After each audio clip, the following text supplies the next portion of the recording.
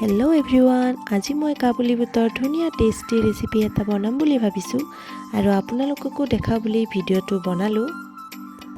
ঘুগুনিৰ বাবে কেইটামান নহৰু, এটা ডাঙৰ চাইজৰ পিঁয়াজ আৰু কেইটামান কেঁচা জলকীয়া আৰু অকণমান আদা আৰু দুটা ইলাইচি, দালচেনি আৰু জালুক লৈ ল'লোঁ। ইয়াৰ পিছত কেৰাহীটো গৰম কৰি অকণমান তেল দিলোঁ আৰু আমি লৈ লোৱা পিঁয়াজ, নহৰু, আদা আৰু মছলাখিনি ইয়াত দি দিলোঁ।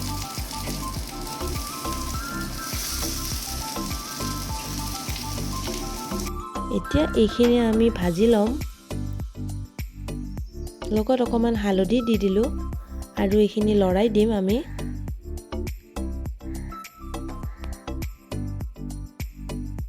আৰু ইয়াত অকণমান আমি নিমখ দি দিলোঁ টেষ্ট অনুযায়ী। আকৌ এবাৰ লৰাই দিম।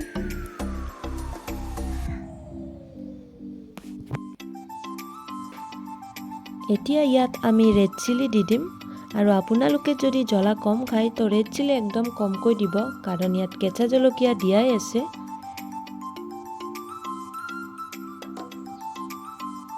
এইখিনি ধুনীয়াকৈ ফ্ৰাই কৰি আমি এখন কাঁহীত নমাই ল'ম আৰু ঠাণ্ডা হ'বৰ কাৰণে আমি 5 মিনিটমান ৰাখি দিম।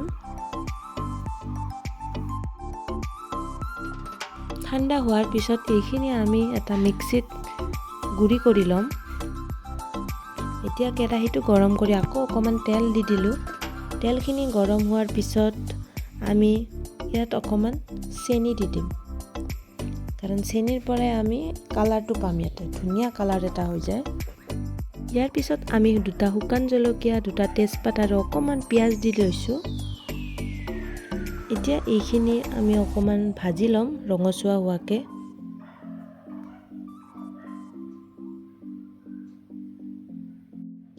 বইল কৰি থোৱা কাবুলী বুট, আলু গোটেইখিনি আমি কেৰাহীটোত দি দিম।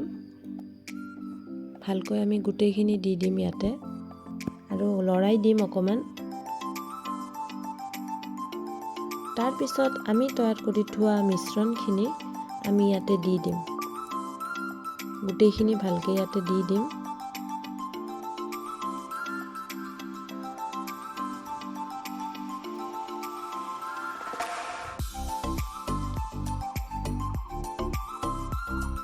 গোটেইখিনি দি আমি লৰাই দিম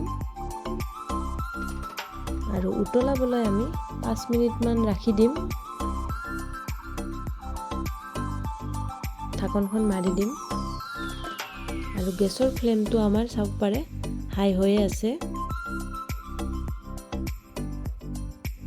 এয়া চাওক, ঢাকন গুচাই চালোঁ, কালাৰটো খুব ধুনীয়া হৈছে।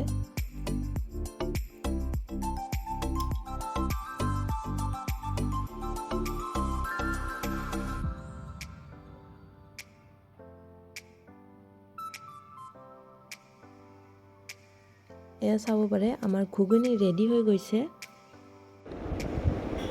এতিয়া আমি গেছৰ ফ্লেমটো অফ কৰি দিম।